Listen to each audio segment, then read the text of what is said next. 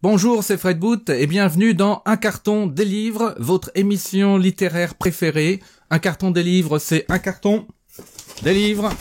Je parle des livres du carton. On va entamer la 4e partie consacrée à Bob Moran. Aujourd'hui, nous allons remonter au début des années 80 dans ma tendre enfance, enfin en tout cas le début de mon adolescence. Lorsqu'à la radio passait donc l'aventurier du groupe Indochine, et lorsque l'un de mes camarades du collège me montre un livre dans la bibliothèque verte qui s'appelle Les aventures de Bob Moran, et le titre du livre, je m'en souviens très bien, c'était Les chasseurs de dinosaures. Waouh! Je n'ai pas la version bibliothèque verte des chasseurs de dinosaures avec moi. J'ai une ancienne version, peut-être même l'édition originale, mais je ne parierai pas en tout cas. Donc j'ai une version qui semble être pourtant celle de 1957. Les fans me confirmeront. Et donc là, en voyant ça, je me disais, quand je vais aller au supermarché Leclerc avec mes parents samedi prochain, je vais m'acheter ça, quoi. Je peux pas louper ça. Et puis en fait, quand j'y suis allé, je me suis un petit peu planté.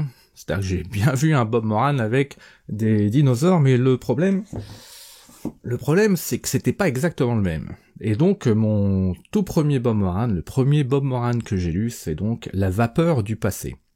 Mais en fait, Les chasseurs de dinosaures, c'est certes une super aventure de Bob Moran, encore une fois, l'une de ces aventures qui va poser un petit peu de manière iconique la série. C'est ni plus ni moins Bob Moran, Bill Ballantine, le professeur Clérambar, et je ne sais plus qui encore, qui se retrouve dans le passé à devoir chasser des dinosaures pour sauver un de leurs amis. Donc on est vraiment là, on est plus vraiment dans des aventures à la Barbouze, à Commando, tout ça. Non, là on est vraiment en plein dans la science-fiction. Et donc voilà, moi donc je me suis retrouvé avec les vapeurs du passé, et j'ai peut-être pas perdu au change finalement. Parce que les vapeurs du passé se déroulent dans un coin complètement perdu de la Russie. Bill Ballantine et Bob Moran s'écrasent non loin d'un mini centre de recherche archéologique. Et donc ils vont atterrir dans cet endroit où commence à monter une espèce de vapeur verdâtre qui semble respirer, qui semble avoir comme ça des respirations, des pulsations, et qui monte. L'aventure se déroule non loin d'un ancien temple étrange, abandonné évidemment, entouré de tribus menées par un chaman complètement qui commence à complètement péter les plombs. C'est un espèce comme ça de huis clos dans une contrée complètement désertique, et où se trouve donc un temple, et où se trouve aussi un espèce de cimetière de dinosaures qui servait certainement au culte des ancêtres de ces tribus qui habitent encore la région. Et cette vapeur va redonner vie aux dinosaures. C'est une aventure comme ça où là, cette fois, vraiment, c'est le fantastique qui va se mêler à l'action. Je l'ai relu dernièrement. Je me suis permis même de le relire dans cette édition donc précédente, qui reprend d'ailleurs au niveau de l'illustration, qui reprend le visage de l'acteur qui jouait dans la série télé. Il y a eu une petite série télévisée de Bob Moran dans les années 60, et donc cette illustration reprend son visage. C'est une histoire que je conseillerais à mes chers amis joueurs et joueuses de jeux de rôle. Le jeu de rôle, vous savez, c'est une activité où on se raconte une histoire autour d'une table, on joue des personnages. J'ai toujours le rêve un jour peut-être de pouvoir faire jouer dans l'univers de Bob Moran. La vapeur du passé, c'est vraiment une aventure qui pourrait être adaptée très très facilement en jeu. Comme je le disais, c'est un huis clos sur 2-3 jours. Il y a de l'action, il y a du mystère, il y a du danger. Il faudrait juste trouver, à mon avis, une fin un petit peu plus, satisfaisante que celle du roman, qui laisse beaucoup de portes ouvertes et quelques petites incohérences, on va dire. Mais moi, je trouve que ça serait une aventure qui serait vraiment batte. Et donc, Bob Moran, les dinosaures, ça n'a pas inspiré que quelques lecteurs, ça a inspiré aussi 2 auteurs de bande dessinée. Et évidemment, je vais vous parler maintenant de l'incroyable, non plus Bob Moran, mais de l'incroyable Bob Marone. Alors Bob Marone, c'est une bande dessinée créée par Yann et Conrad. Ça date des années 80. Ça date. En fait, ce qui est assez amusant, c'est que j'ai découvert Bob Moran personnellement, peut-être certainement vers 83, 84, et j'ai dû découvrir cette bande dessinée 2-3 ans plus tard. Donc Bob Moran, on va dire que c'est vraiment le début de l'adolescence pour moi.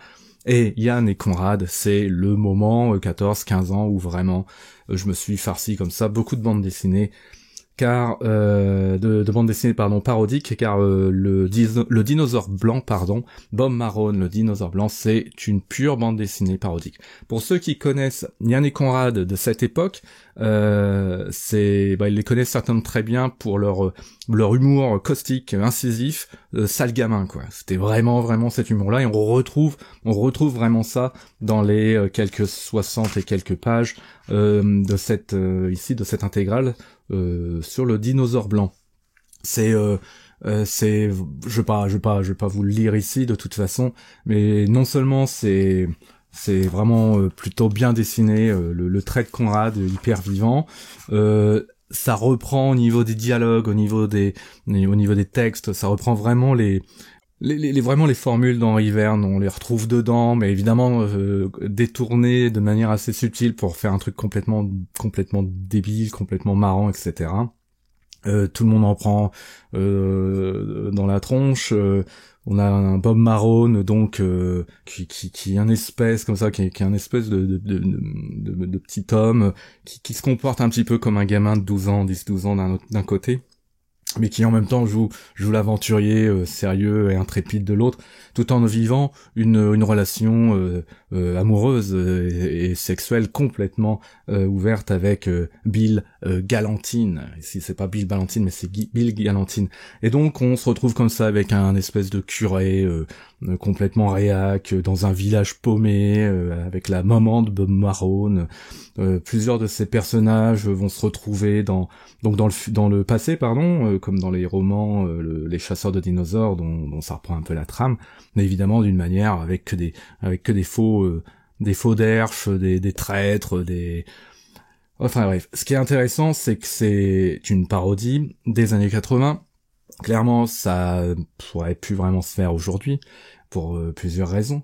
Mais ce qui était intéressant avec Yann et Conrad dans cette époque-là, c'est que c'était acerbe, c'était de l'humour noir, de l'humour dur, on riait méchamment quoi.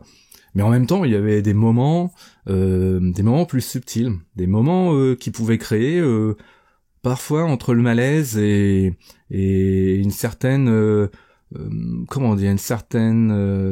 sensation de mélancolie, de tristesse.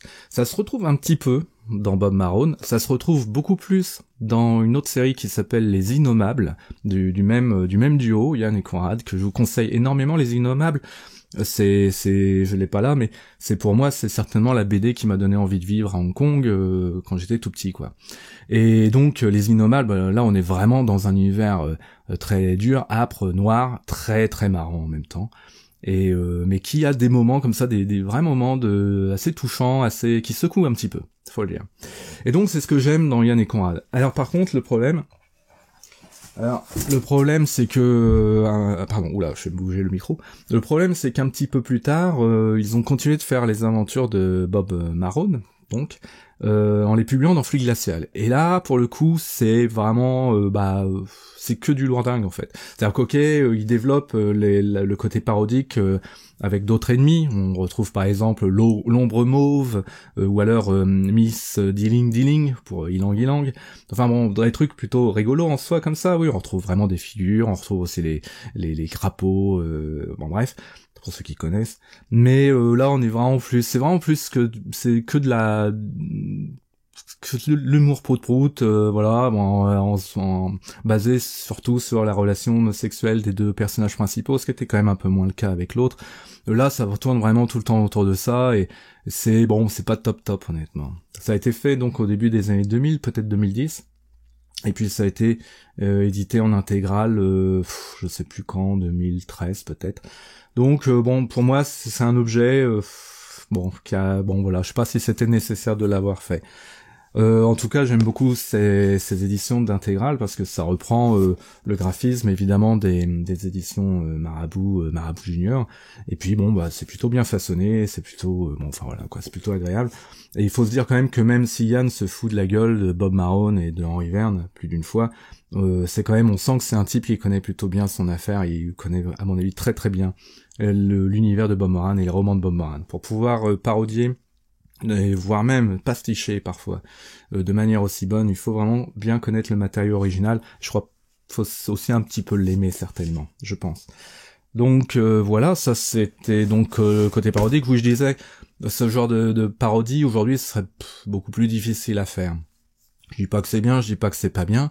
Ces parodies, en fait, surtout le premier, pas le deuxième, mais le premier, le dinosaure blanc, ça parodiait surtout les codes des années 50, les codes réactionnaires, une certaine homophobie, toutes ces choses-là. Ça poussait vraiment tous les leviers au maximum, en fait. Il poussait tous ces codes des années 50, ces codes réac au maximum pour montrer à quel point c'était débile, c'était complètement con. Enfin, complètement, en tout cas, bien con quand même des fois. Et donc les codes comme ça, patriarcaux, machistes, bon bref. Et donc le but c'était ça, quoi. C'est moins le cas dans le deuxième recueil. Mais dans le premier, le dinosaure blanc, on était dans cet esprit-là dans les années 80, au début des années 80, on se pensait que pour s'émanciper de ces codes réac, il fallait les pousser à fond pour montrer à quel point ils étaient ridicules. Ah, aujourd'hui, on pense un petit peu différemment. Je pense qu'aujourd'hui, à mon avis, on pense que si on doit s'émanciper de ces codes, faut plus les montrer et point.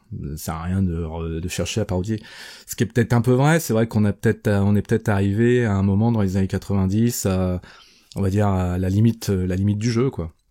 Et aujourd'hui, ceux qui utilisent, certains qui utilisent ces codes parodiques, humour noir, trash, etc., en fait, ne l'utilisent plus en fait pour se moquer des codes réac de nos grands-parents et de nos parents.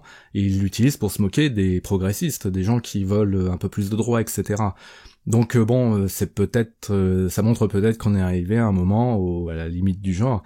On voit des gens se revendiquer de Gottlieb par exemple, et pourtant qui politiquement, moralement, n'ont absolument aucun rapport avec le grand Marcel Gottlieb, etc., etc. Enfin bref, c'était pour disserter un petit peu sur ça. On va faire une pause sur Bob Moran. On a déjà pas mal parlé de tout ça. La prochaine fois, je ne sais pas de quoi je parlerai, mais Bob Moran, on reprendra dans un petit peu plus tard, cette fois avec le cycle d'Anne Hanke, qui est vraiment, vraiment, encore une fois, je leur dis, qui est vraiment un cycle très, très intéressant. Profitez peut-être de ces quelques jours, voire semaines, avant ma vidéo pour découvrir ce cycle d'Anne Hanke, et peut-être que ça vous parlera un petit peu plus. Et sur ce, je vous dis à très bientôt, et au revoir!